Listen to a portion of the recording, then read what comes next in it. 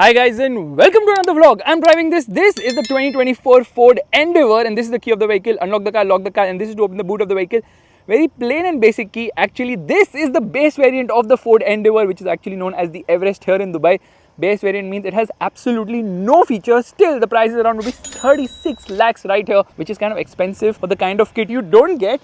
This is the indicator, headlight, and the LED DRL C-shape. That's the new trend. Fog light. And it gets two towing hooks at the front, one right here and the other one right there. Big Ford logo, and of course the car looks really very nice. In fact, this is halogen, so yes, cost cutting has been done. Straight away, let's open the engine bay, and there, oh my god, this is super duper heavy. This is actually a petrol engine which has accumulated a lot of sand on the engine cover. That is for the washer fluid, and there are no gas struts, so it's a bit difficult, although there is insulation right there. Listen to this, bang, that closed with a lot of enthusiasm. Obviously this car's design is very evolutionary, looks fantastic. I love the design of the Endeavour. It has a lot of road presence, but it is known as a light truck right here. Straight away, let me show you the wheels. These tires are actually very small for this particular car because this is the lower variant, so it gets 18 inches, 255, 65, 18. And you know what, Ford always gives the same design of alloy wheels for the Endeavour. I don't know why. That is the suspension. Says turbo here because EcoBoost engine obviously, and it gets request sensors on the front doors. Straight away, let's get to the rear. That is the minimum legroom, and I can just push the seat behind to make it the maximum legroom. I can put the seat down like this, yes, and I can also move the seat ahead and behind. One second, let this slot into place. No. Where's the button? Okay, this is the lever. So yes, now I can push it ahead like that to get into the third row, which I will do right away, and I'll tell you straight away, third row is not that great because look at that, there is no space here. You have to keep the seat a little ahead. Center passengers have to compromise, then only third row passengers can get some space. Cup holder right there. In fact, that's about it. AC vents have been given on the top. There's a light here as well, and there's a hook. That's about it. So plain, so basic, just not looking like a wow. Let's get out. Oh my god, little bit of acrobats needed here. Let me put the seat back into place. Let me push it. Isofix child seat mounts. That's the reason there's a child seat right there. Scooped out seat back, magazine holders. This is the blower control, and it also gets a 12-volt charging socket, which is stupid because I need a USB-C charging socket. Yeah, hard plastics in plenty. Space here is decent. Under-thigh support is not the best, and headroom seems to be adequate enough. Light placement here. AC vents on the top. Handle to hold on to. Another handle to hold on to.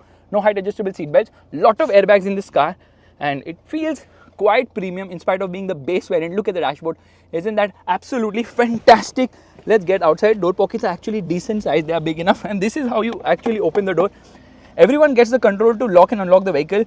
No one touch up and down here, at least it is illuminated, and then you can just bang close the door. From the rear, again, design seems to be an evolution. Looks fantastic. This car looks so amazing. I really love the design. However, this seems to be halogen. It is piano black finishing. Rear parking camera, says Everest right there. Rear wiper washer, you get a high mounted stop lamp. That is the antenna, of course. Says 4x4. This seems very similar to what I see on the Skoda Kodiaq.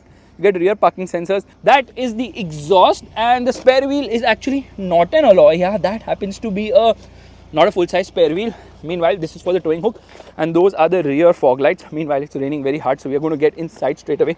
Let me just open this and see. Yeah, there's where fuel goes in. Some specification. This car actually comes from Australia. I'll tell you the story. It's very weird. And it says knee airbag right there. These are the controls for the front fogs, rear fogs. This is a dummy button right here. This is to increase the illumination or the brightness of the screen, which is the instrument cluster. This is the light control, and this is for the headlight level. This seems very similar to the Broncos. Ford is doing a lot of part sharing here and there. Cup holder has been given here. Some storage space is not there. That's not a storage space. Let's use this to climb inside. Seats are obviously fabric and not that great. Let's shut the door, and shuts with a proper thud. This happens to be for unlocking and locking the vehicle. Power window controls, controls for the outside rear view mirror adjustment. This car is super basic. First and foremost, let's turn off the indicator. Air conditioning is on, so we'll just shut it right now. There's a USB-C charging socket as well as a USB-A. It has Apple CarPlay and Android Auto connectivity. Both of them are wireless. I think this is a wireless charging pad. I don't know. I don't care. Oh my god. Ford Bronco key. Wow. I feel lucky today that I'm going to be driving a Bronco if this key is actually of that particular car. Twin cup holders right here. Gear lever is nice. It's a little different. Yeah, it is super duper awesome. Meanwhile, you get the electric parking brake. This is the 4-wheel drive selector and a lot of buttons. What do they do? This is for the stop start system, downhill assist. This is for the drive modes, multiple modes, traction control off, and for locking the rear differential. Here you get storage space with this tray. Obviously you get a 12-volt charging socket here, and that's about it. Nothing more, nothing less. There's a glove box on the top, there's another glove box below, and there's some storage space here. There's a cup holder there. So yeah, it is very practical. This is such a dummy na. In high variants, obviously you get some display here. No auto dimming mirror. You get a sunglass holder right here, and thankfully you get a mirror on this side. No light. You don't even get a mirror here. Nothing at all. Just this strap. Meanwhile, microphone here. Thankfully they have two handles on both the sides because of the body roll of the vehicle. Steering wheel has quite a few buttons. This is to operate that screen. This is for cruise control and for volume as well as for voice commands. You can adjust the steering wheel both for reach as well as rake, but manually. Meanwhile, this is actually a 10-inch screen. Higher variants get a 12-inch screen. It's very easy to use because not much is there here. These are the controls for the air conditioning. Only thing which is different seems to be owner's manual, which is there in every car. So what is different here? It's taking some time to load. Obviously, what you are looking for, I don't care. Let's get out. Let's go into sketches. So it has a sketch feature also wherein you can sketch whatever you want. Oh my god, something you should know how to have read. I don't know how all these things come up.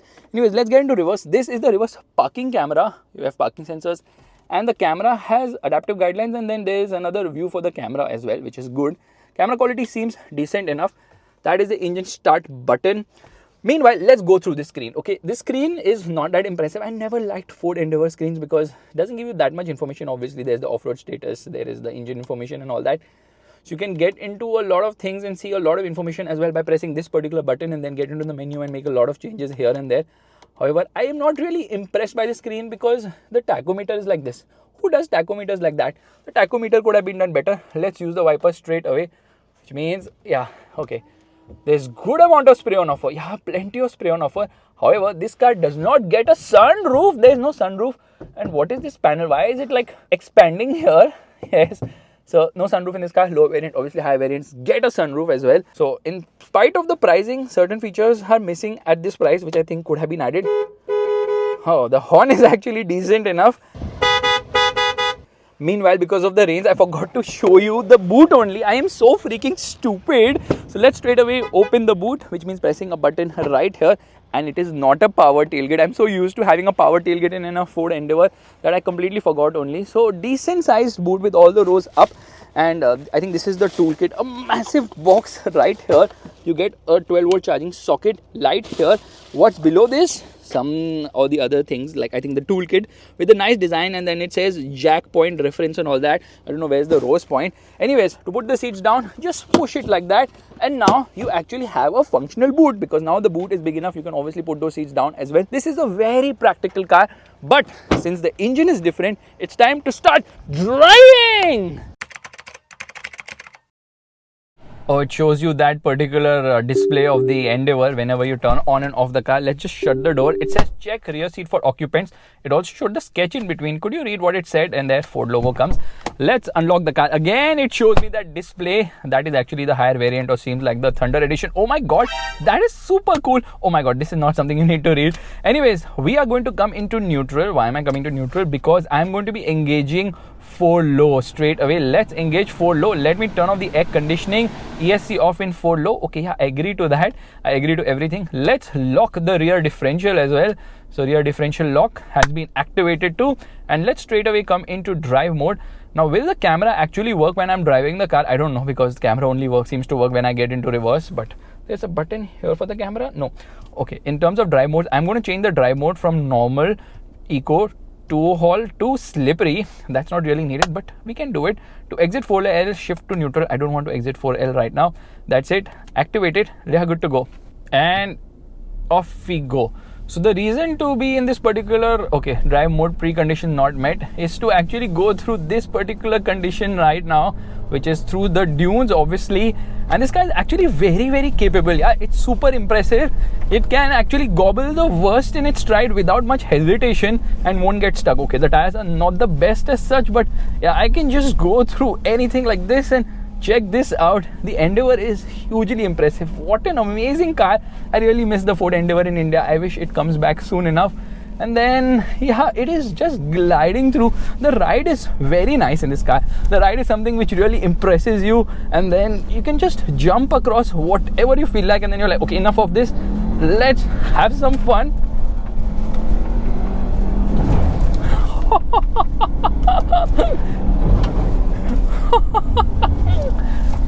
This is my definition of fun.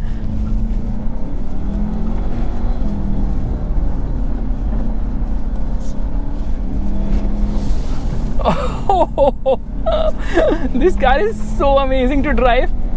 Yeah, just throwing away all the mud, doing some opposite locks, and so we are back onto the road, which means that I need to come to a halt, and straight away we will get into neutral, and we are in neutral right now. I'm going to come into too high mode right now. We are going to disengage the rear diff lock. That has been done as well. I'm actually going to turn off traction control because we can. Hold for ESC off. It is for a few seconds, you have to hold it, and there ESC is off as well. Okay, let's start driving. I have forgot to get into drive only, and now off we go. We're going to launch it aggressively, obviously, because that's the whole fun of this engine, because it's very, very, very powerful, and the car is obviously sliding because it's in rear wheel drive mode right now. But the engine is a surprise. The 2-liter diesel, which we all love, with single turbo, 168 horsepower, 405 Newton meters of torque. But this 2.3-liter EcoBoost turbo petrol engine is another level only. Trust me, this is another level, because this car produces, okay, I will show you. You guys have to guess how much power it produces. Okay, the stop-start system has turned off the car. But anyways, tap the accelerator, it turns on. Left foot on the brake, right foot on the accelerator. Revving the motor, revs till 3000 RPM. Little bit of wheel spin and off we go. Red line's between 5000 to 6000 RPM, around 5500 RPM, so red line does come in quite quickly. Okay, there are a lot of vibration, there's a lot of judder coming in, I think because some amount of sand or something has got stuck somewhere, because when I was driving the car just some time back, it was doing decently, but now everything seems to be vibrating a lot. So this car is actually a light truck, which is not so, okay, first look at that car. That is the GMC Yukon Denali, which is actually a real American SUV. This one is good, but it's kind of overhyped because people go mad behind this car. What is there to go mad behind this car? It is good, no doubt about that. But remember one thing, this car is not sold out of Asia. It's a very Asia specific car because it's too small for the US markets, and we are just tripping over Fortuners and Endeavours when we can get bigger SUVs from both these brands. Forget getting bigger SUVs from Ford, at least give us some SUV, considering they have now left the Indian market. Sliding and then making that sound as well, which means I'm going to launch it now. Again, hopefully some amount of sand has come out of the car. Left foot on the brake, right foot on the accelerator, revving the motor, and off we go.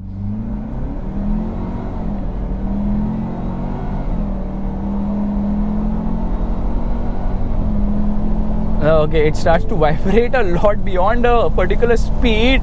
This is a 2.3-liter EcoBoost engine, which is very good. Yeah, it produces 296 horsepower and 420 Newton meters of torque. It's very punchy, very fast, very smooth. And now it's time to do the brake test. Lot of nosedive, like crazy nosedive under heavy braking.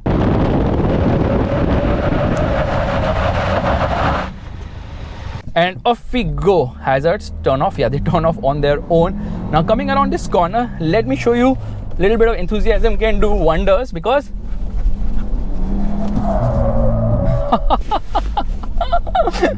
you saw how it went completely sideways.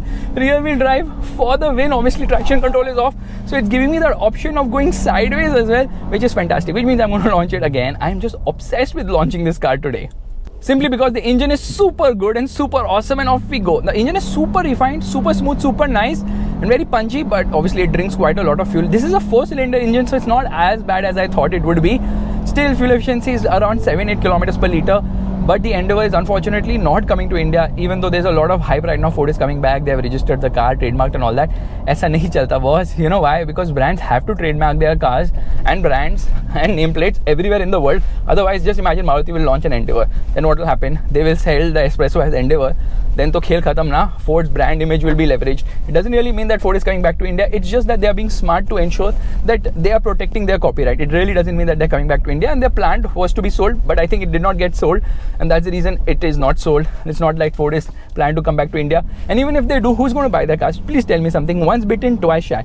Once a car brand has left India, then you realize they are capable of leaving India again, and so no one's going to really trust them. At least I won't, and that's the problem with Ford right now. They're in a very tricky situation. They should have not left India. They should have discontinued the Figo twins, kept the Endeavour coming through the CKD route or whatever, and kept getting imported models. So dealer trust would be there, customer trust would be there. Now none of that is there, so coming back is not going to really help, because after leaving now, the image has really taken a toss big time. You know, people can trust you for the first time, but they will not trust you for the second time. By default, everyone trusts you, but if you break their trust now, no one's going to trust you. Now around the corners, it is surprisingly good. There is a lot of body roll. Obviously it rolls, and it rolls quite a lot. However, the ride is actually very nice. I think I can confidently say that the Fortuner is a better handler, but this car has the better ride quality without a doubt. Horn is nice, and I feel that the Endeavour deserves to be locally manufactured in India, not brought in via the CKD route, because this is a car which I am telling you, we definitely deserve to get it in the Indian market, because it's quite good, it's fantastic. Otherwise, Fortuner is just having a monopoly right now, because the Gloucester is a Chinese car, nobody really cares about it, doesn't really sell either. They call it British Brute. That guy is as British as I'm American, and I never even claimed that I'm American. Anyways, this car feels so good to drive. The feel and everything is intact here.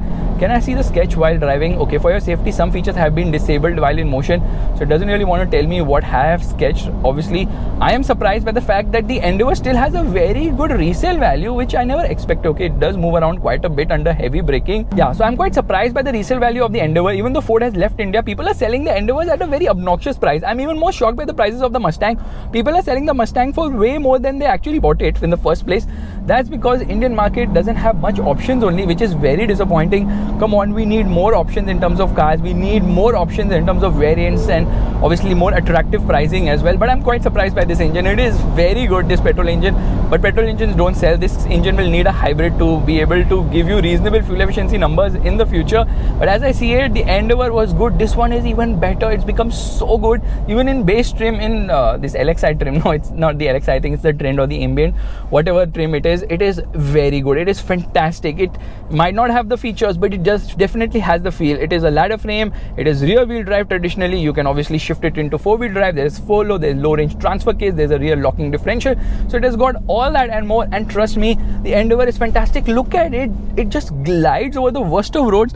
That is the level of comfort it offers. It's a very nice car. It's a hugely impressive car, and onto the throttle and off we go. The steering is on the lighter side. It doesn't offer the most feel or feedback, but you really don't care about it, because what you care is the feel and the road presence, where it is just amazing. And unlike the Fortuner, this car's ride quality is amazing. The Fortuner's ride is horrendous. This car is super smooth and super refined. I'll tell you a secret. Whenever I was traveling out of the city, I used to always ask Ford, okay, brake. Yeah, I used to always ask Ford for an Endeavour, because the Endeavour is the best car to travel on the highways. It's so comfortable, so nice, it's practical as well.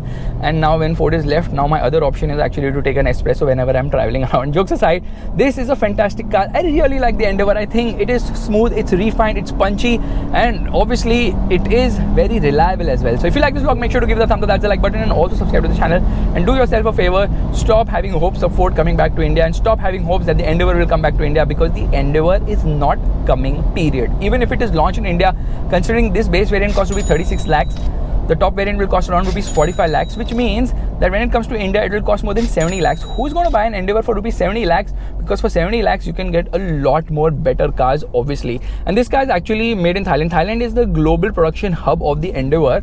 Surprisingly, this car has actually come from Australia, because they send it from Thailand to Australia, and from Australia they send it to the Middle East. Makes no sense, because Australia has no manufacturing and Australia has right hand drive. This is left hand drive. So what's happening? I have no clue. Ford, you need to better manage your logistics, because this car seems expensive for the price. If you like this vlog, make sure to give the thumbs up, that's the like button, and also subscribe to the channel. I will see you guys in the next video real soon. Bye bye.